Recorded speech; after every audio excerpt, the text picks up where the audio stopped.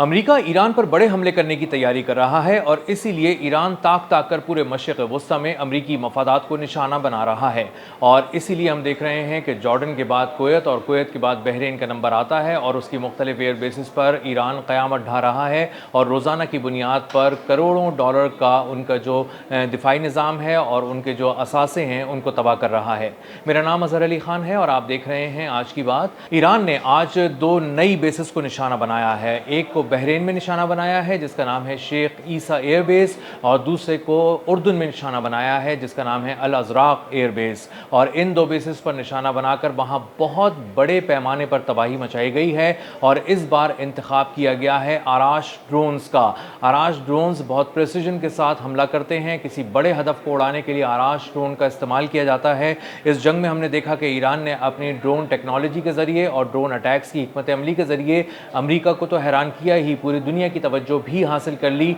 और अमरीका को बहुत बड़े पैमाने पर नुकसानात का सामना करना पड़ा। जब हमने देखा कि शाहिद 136 ड्रोन्स के ज़रिए हमले किए गए तो मुख्तलिफ एयर बेसिस पे तबाही फैल गई, मुख्तलिफ जंगी जहाज़ों को तबाह किया गया और मुख्तलिफ किस्म की मिलिट्री मूवमेंट्स को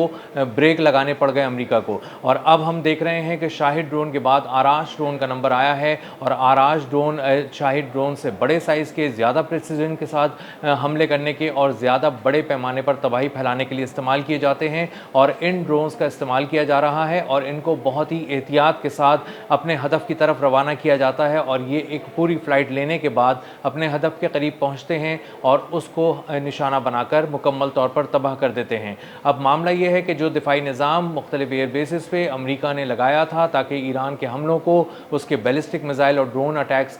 को रोका जा सके और बैलिस्टिक मिज़ाइल के हमलों को रोका जा सके,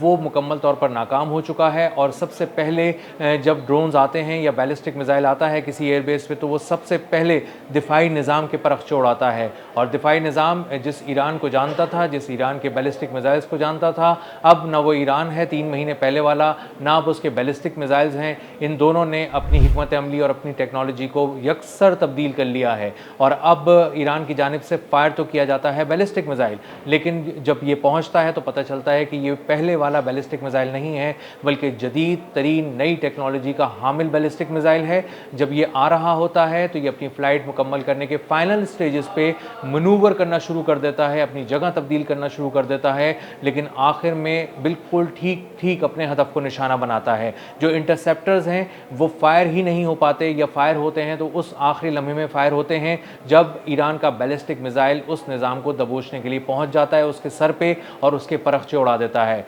रडार इस नए किस्म के बैलिस्टिक मिज़ाइल को देखने से यकसर कासिर है और उसकी परफॉर्मेंस बुरी तरह ख़त्म हो गई है। एक और डेढ़ अरब डॉलर के जो रडार के साथ जुड़े हुए दिफाई निज़ाम हैं इनके परखचे उड़ रहे हैं और अमरीका परेशान है कि वो कैसे अपनी एयर बेसिस को मशरिक़ वस्ता में बचाए। अब ये जो बहरीन के शेख ईसा एयरबेस पे और जॉर्डन के अल अज़राक एयरबेस पे आज हमले किए गए हैं, ताज़ा हमले किए गए हैं ईरान की जानिब से, इसमें सबसे पहले दिफाई निज़ाम को निशाना बनाया गया है, उसके बाद एयरक्राफ्ट के हैंगर्स को निशाना बनाया गया है और एक बार फिर अमेरिका को एक बहुत बड़ा झटका लगा है क्योंकि वहाँ पर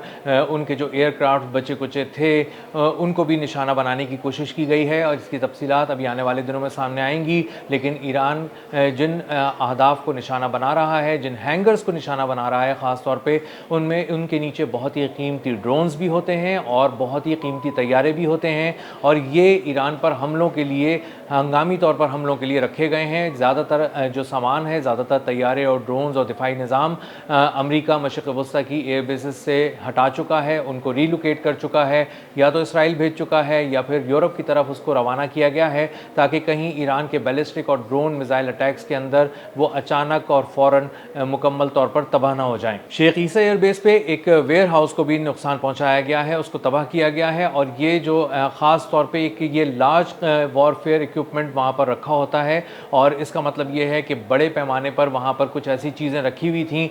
जिनको ईरान ने हमला करके तबाह कर दिया और इसमें बहुत सा कीमती वो सामान था जो फाइनल एक हमले के लिए एक तरह से आप कह सकते हैं कि इस्तेमाल किया जाता है। इसमें मिज़ाइल्स हो सकते हैं, इसके अंदर मुख्तलिफ़ किस्म के म्यूनिशंस हो सकते हैं, इसमें मुख्तलिफ़ किस्म का बारूदी मवाद हो सकता है और उसको तबाह करने का मतलब ये है कि एक बहुत बड़ा नुकसान पहुँचाया गया है। ये कोई आम वेयर हाउस नहीं था, ये बड़े वेपन्स रखने का वेयर हाउस था और इसको उड़ाने का मतलब मतलब एक असलहा डिपो उड़ाने के मुतरादिफ है। इन एयर बेसिस पे मेंटेनेंस फैसिलिटीज़ भी बहुत होती हैं और यहाँ पर मरम्मत का काम भी हो रहा होता है। बहुत सारे तैयारे जिनको ज़रूरत होती है किसी तरह की मेंटेनेंस की, वो यहाँ पर लाए जाते हैं। उन फैसिलिटीज़ को ख़ास तौर पे ईरान ने टारगेट करके उड़ा दिया है। इसका मतलब ये है कि जो तैयारे उसके अंदर खड़े होंगे वो भी निशाना बने होंगे, या कुछ तैयारे जिन्हें ज़रूरत पड़ने थी आने वाले दिनों के अंदर कि किसी तरह की उनकी मेंटेनेंस की जाए, कम से कम वो इन 2 एयर बेसिस पे अब दस्तयाब नहीं हो सकेंगी। इसका मतलब ये है कि आहिस्ता आहिस्ता ईरान बहुत ही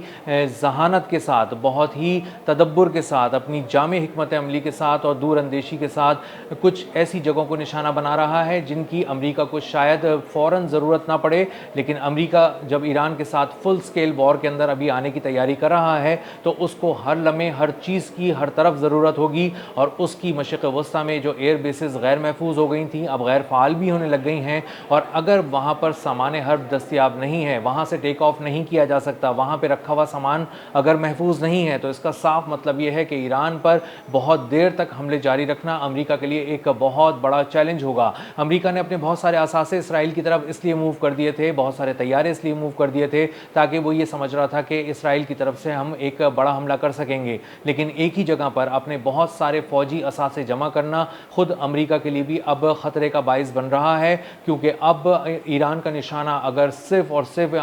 इसराइली एयर बेसिस हुई तो वहाँ पर बहुत बड़े पैमाने पर तबाही फैलेगी। और कुछ वेयर हाउसेस तो ऐसे होंगे जो इसराइल के निशाना बन जाएंगे, लेकिन बहुत सारा सामान जो उन वेयर हाउसेस में रखा हुआ है, जो उन रनवेज पे खड़ा हुआ है, जो उन फौजी बेसिस के अंदर मौजूद है, वो अमेरिका का है। और अगर उसको नुकसान पहुंचा तो अमेरिका के बहुत से तैयारे वहां पर तबाह हो जाएंगे, क्योंकि वहां पर एक बहुत बड़ा मिलिट्री बिल्डअप किया है अमेरिका ने। वहां पर तकरीबन 100 रिफ्यूलिंग टैंकर्स पहुंचाए हैं KC-135, और ये इंतहाई महंगे तैयारे हैं जो ईंधन भरने की फ़िज़ा में ही सलाहियत रखते हैं। अगर इस तरह तैयारे तबाह होते रहे अमेरिका के, तो अमेरिका जो फ़िज़ाई बरतरी वो साबित कर रहा होता है ईरान पे, वो कॉन्फिडेंस भी ईरान उससे आने वाले दिनों में मुकम्मल तौर पर छीन लेगा। तो शेख ईसा एयरबेस और जॉर्डन का अल अज़राक़ एयरबेस आज मलिया मेट हो गया। एक बार फिर उसके नए कोऑर्डिनेट्स पर हमले किए गए और वहाँ बड़े पैमाने पर तबाही फैलाई गई, और अमेरिका से ये कॉन्फिडेंस आहिस्ता आहिस्ता छीना जा रहा है कि वो बहुत आसानी से मशरिक़ वस्ता की बेसिस से उड़ान भरे या वहाँ पर अपनी चीज़ों को जमा करे और ईरान के ख़िलाफ़ इस्तेमाल करे और ईरान पर अपने हमले जारी रखे। अब तक के लिए इतना ही। मिलते हैं अगले व्लॉग में किसी नई खबर, नए तज्ज़िये और नए ज़ाविये के साथ। अल्लाह हाफ़िज़।